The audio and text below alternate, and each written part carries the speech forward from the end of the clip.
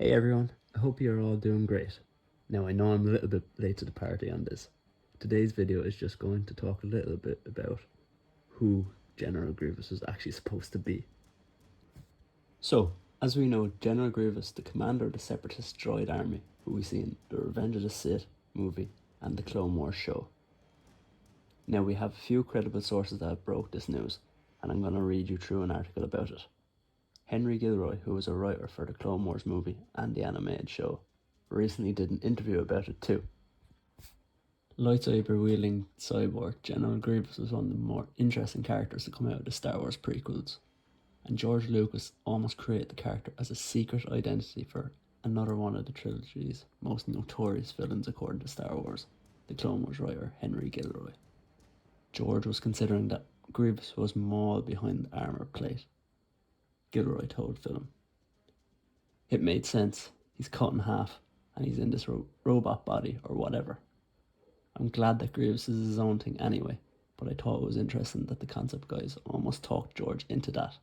Wow, that's unbelievable. This would have been an epic but crazy reveal. I felt like Maul's arc in the Clone Wars show was truly amazing, and to think we definitely wouldn't have gotten that. Maul wouldn't have taken over Mandalore, he wouldn't have fought Ahsoka in the last season of the Clone Wars, which arguably is the greatest piece of animation TV, especially the last 4 episodes. Instead, we could have gotten to see Obi-Wan fighting Maul on Utapau, and we definitely wouldn't have seen the episode in Rebels Twin Sons, where Maul tracks down Obi-Wan, assuming Obi-Wan defeated Grievous, aka Maul, on Utapau. The brief histories of Darth Maul and General Grievous. Separatist military leader General Grievous was introduced in Genndy Tartakovsky's Star Wars The Clone Wars animated series, a full 2 years before his first live-action appearance in 2005 Star Wars The Revenge of the Sith. The character was largely a mechanical construct, with his yellowish eyes serving as his only visible organic component. Obi-Wan killed Grievous in that same film, but he went on to appear in several episodes of the animated Star Wars The Clone Wars series, beginning in 2008, which took place prior to The Revenge of the Sith. Sith apprentice Darth Maul first appeared in 1999 Star Wars The Phantom Menace. The deadly double lightsaber-wielding Maul faced Kenobi alongside Jedi Knight Qui-Gon Jinn, with the latter not surviving the encounter.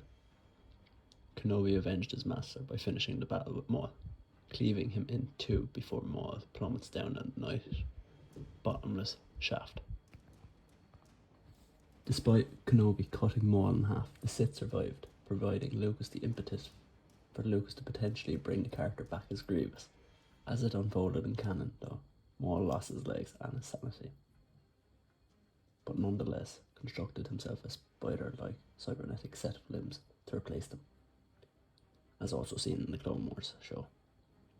Maul and Kenobi met and faced off again in the course of the animated show, and had their final encounter in the Star Wars Rebels episode Twin Sons, when a broken Maul seeks out Obi-Wan, now Ben Kenobi, on Tatooine, but is quickly neutralised by Kenobi before subsequently dying.